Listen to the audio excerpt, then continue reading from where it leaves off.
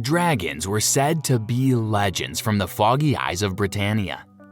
At least not until the legends became real and 7 dragons who were raised by Drago and the Honorable King Gareth were released. These 7 dragons spread across the 7 seas, and one of them happens to be a female dragon named Sivith, who found her way to Wallachia. Sivith had only come to Wallachia to spread hope to their war-torn kingdom, but ended up as a traitor and was banished by the king. 20 to 30 years later, we see Lucas, a young farmer boy living his best life with his parents, while helping them manage the farm. One unlucky day, Lucas hears a noise coming from their home. He rushes to investigate, only to witness his parents' death by rogue criminals: the wolf, the bear, the scorpion, and the snake, as they call themselves. Lucas overhears the criminals planning to separate and head to different regions to gather more men. And before they leave, they burn down Lucas' home, leaving Lucas with nothing but both his father's cows. Torn with grief and hoping to seek revenge, Lucas heads to town, where he gains King Razvan's attention in an attempt to report the criminals, but he is turned down. He then sells off the cows for some cash, hoping to pay some bounty hunters to help him take down the criminals. After trading the cows, he sees a beautiful maiden walk past him. Hoping to buy herbs, Lucas stalks her by pretending to buy some fruits. And that's when he hears her father call her name, Oana. Obviously, it's love at first sight, but Lucas has more pressing matters. He finds the tavern and goes in to offer all his money to anyone who can help him hunt down the rogue criminals. That's when the enthusiastic mercenary Darius approaches him, offering to help. But Lucas wants a handy group of hunters, not just one man. Another group of mercenaries then approach Lucas, claiming to be cheaper since they'd be willing to go for the same price as Darius. Seeing as Lucas is hesitant, they snatch his money, prompting Darius to cut off one of the mercenaries' hands, and subsequently lead to a fight between Darius and the men. During the fight, the king's guards come to handle the chaos. Lucas almost gets caught, but manages to escape from there and into a blacksmith shop. He hides from sight and watches as the blacksmith attends to a customer. While hiding, Lucas examines the man's products, only to realize that the man only sells scrappy horseshoes to keep his customers coming back. After the customers leave, Lucas comes out of hiding and tries to bargain with the blacksmith. He offers his leftover land in exchange for the man's finest sword.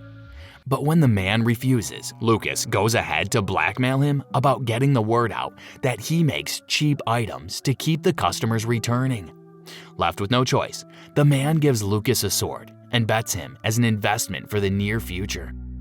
When the blacksmith asks why Lucas needs a sword, Lucas reveals to him that he's on a quest for vengeance. The blacksmith then reveals to him that he should seek help from the dragon. Lucas is in disbelief that the dragon is real, but it's his best bet. He seizes the opportunity to ask for a new belt, but is given an old one and chased out by the blacksmith. Heeding the blacksmith's advice to exchange a valuable for help with the dragon, Lucas takes a bag of crop seeds and ventures out to find the dragon. On reaching the dragon's cave, Lucas exchanges the bag of seeds and begs the dragon for help. When she speaks, Lucas is surprised that she's a lady dragon and makes a comment that rather provokes Sivith.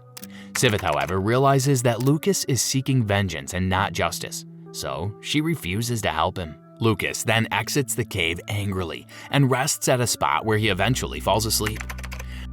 A while later, he's woken up by a white horse and finds a saddle and supplies not so far from where he lay. He bids it luck and takes the horse along with him. When he stops to get water, he gets scared when he notices a bush moving. Suddenly, Darius emerges from the bush covering, laughing at how scared Lucas is. The duo unites and Darius offers to help him track down the criminals. Lucas then informs him about the bear heading north. So since they're closer to the north, Darius suggests that they get the bear first. He takes Lucas to an open site, during which they realize that Lucas' horse has a mind of its own. At the site, Darius trains Lucas on how to at least defend himself. Afterward, Darius enlists the help of earthworms to track the bear's trail, as he claims he can talk to animals. According to Darius, the worms informed him that the bear had passed through the path and would be returning via that same path. So he takes Lucas to higher grounds, from where he claims that they will ambush the bear. While they wait, Lucas asks Darius why the dragon is called a traitor. Darius then tells him about the war that was waged years back, during which the king got hurt. And when the king asked for Sivith to share her heart with him, she turned him down. Luckily for the king, he managed to survive, so after his recovery, he condemned Sivith as a traitor before the people and banished her. But before Darius can finish his story, they both realize that Lucas' horse is peeing on Darius's back. They both rush to the horse to stop her, and that's when the horse turns into Sivith. She smacks Darius with her tail for mocking her and lying about the story. But Darius tells Lucas that it's nothing but the truth. Lucas then asks Sivith how she turned into a horse, and Sivith informs him that the female dragons can shapeshift into animals while the males shift into rocks. Lucas then wonders why she didn't say anything all along, and Sivith reveals to him that she can't talk when in other animal forms, but she just wanted to make sure he was okay, which Darius sees as her satisfying her guilty conscience. Sivith and Darius then break into a heated argument, with Darius warning Lucas that Sivith is going to betray him as she did with the king. He asks Lucas to choose between him and Sivith as he refuses to work with her. But anyone would much rather have a fierce-looking dragon by their side when they face their enemies than a fellow human. Darius then packs up his things and leaves them. Not long after Darius leaves, Lucas goes to get something when he realizes they're being ambushed by the bear and his band of barbarian raiders. Lucas immediately takes to his heels when he remembers that he had kept his sword on the sand when listening to Darius' story about Sivith. He starts calling for Sivith's help, and she immediately comes to his rescue. But while Sivith is distracted with handling the band of raiders, Lucas tries to go and get his sword, but is seen by the bear, who follows him. On reaching the top, Lucas is attacked by the barbarian, who grabs him by the belt and starts spinning him around. Luckily for Lucas and the cheap blacksmith's products, the belt snaps, setting Lucas free but knocking the bear down the cliff and onto some rocks, where he meets his demise. Lucas is excited about what happened to the bear, but Sivith claims death is not a beautiful sight for her. Feeling dismayed, she makes Lucas promise that he'll do as she says henceforth, and Lucas agrees with her. Lucas informs Sivith that they'll be heading for the wolf, who says he's heading west. She shapeshifts back into a horse and heads west with Lucas. At sundown, the duo set up camp in the woods, only to be ambushed by morning by the wolf and his band of raiders. Luckily for Lucas, Sivith takes care of all the men and saves Lucas from getting attacked by the wolf. With the wolf between her claws, Lucas is left with the choice of finishing him off. But Sivith warns him that the wolf could be better to them alive than dead.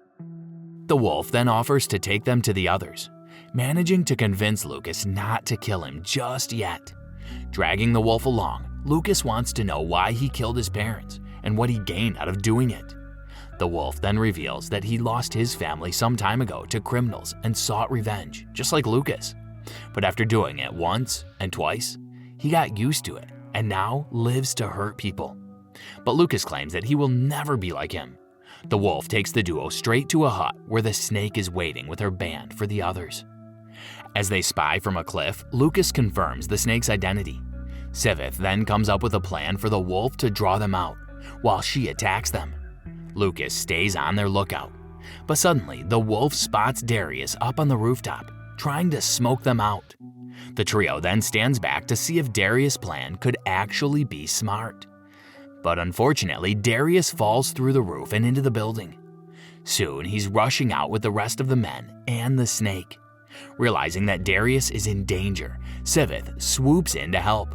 The snake orders a man to go in and destroy the messages, but Sivith freezes the house and attacks them. Lucas then notices the snake trying to get away and chases after her. During the ruckus, the wolf slips away.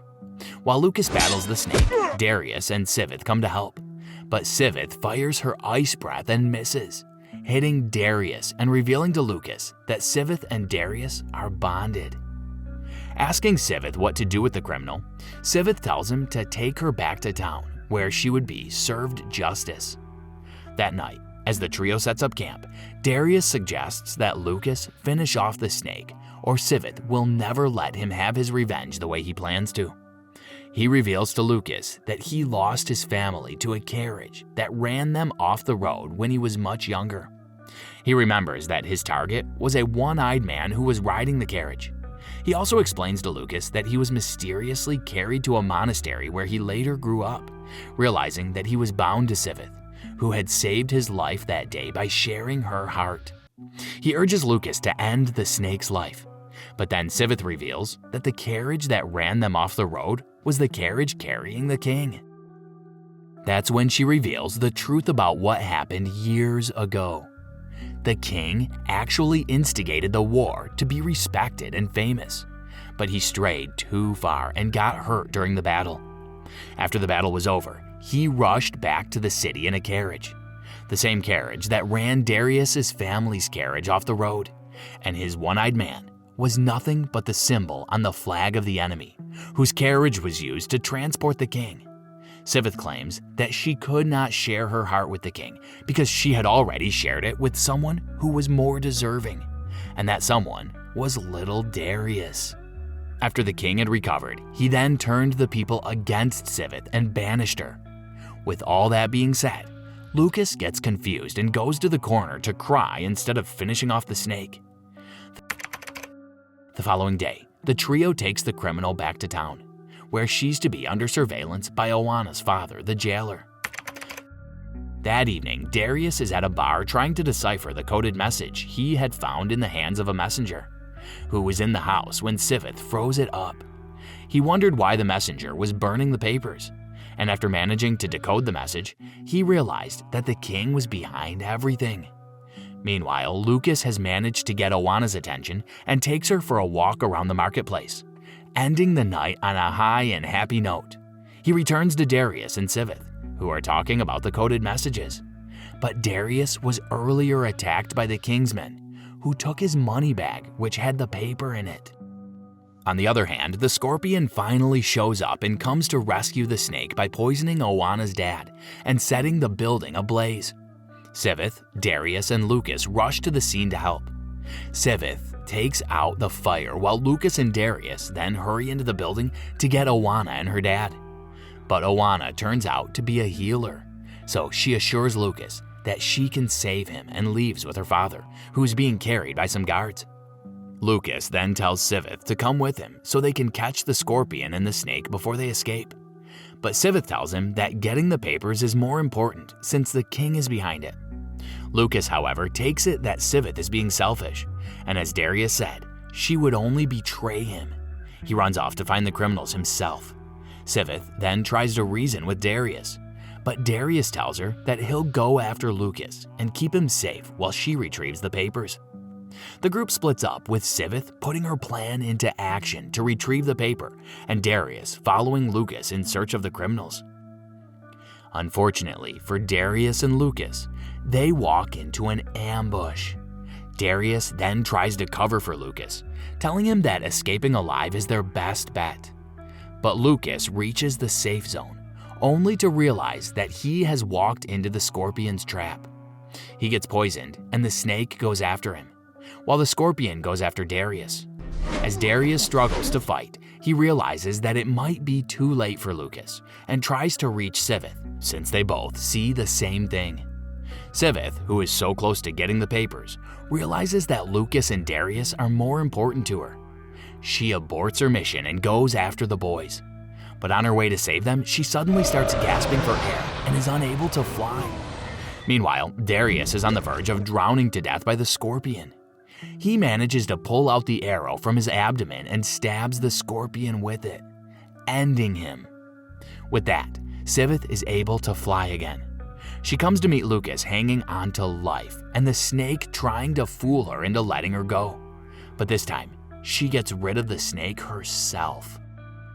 Lucas then apologizes for not listening to her, but Darius and Sivith are more concerned about his life. Darius tells Sivith to take Lucas first so he won't slow them down, and when Sivith promises to return for him, Darius tells her that he believes in her. Weeks later, Lucas wakes up at the monastery to meet Oanna, who had nursed his wounds, and Sivith, who has been patiently waiting for him to wake up. Suddenly, the king and his men, along with the townspeople, show up. The king accuses Sivith of being an even bigger traitor for harboring criminals, but Sivith speaks up about the king's corrupt practices. The king then tells her that she has no proof, and that's when Darius shows up with his captive, the wolf, who agrees that Sivith is telling the truth. He reveals that the king had hired them to instigate fear in the people by killing the weak and hungry ones first. So when he finally tackles the problem, he becomes more famous. The king, however, claims that the wolf could have been threatened to say such. Sivith then offers her maximum protection to anyone who's willing to speak up against the king. Suddenly, one of the soldiers comes out claiming to have delivered the message, and with that, all those who were involved in helping the king in his ploy speak up, and the king is arrested and shamed by the people. Finally, both Darius and Lucas get to have their revenge. And following the king's arrest, things become better. Sivith reveals that she has been keeping all the crop seeds that were being exchanged by the villagers for their help, so bringing it out helps solve their hunger problems. And Lucas' farm gets rebuilt with the help of the people, whom he now considers his family. The people party all day long, celebrating hope and freedom. And this is the end. This was a recap of the 2020 movie Dragonheart Vengeance by Ivan Silvestrini, starring Joseph Milson, Jack Kane, and Helena Bonham Carter. So what do you think of Lucas' bravery despite his young age? What would have happened if he didn't seek Sivith's or Darius's help? Let us know your thoughts in the comments below with #CinemaRecap. Until next time.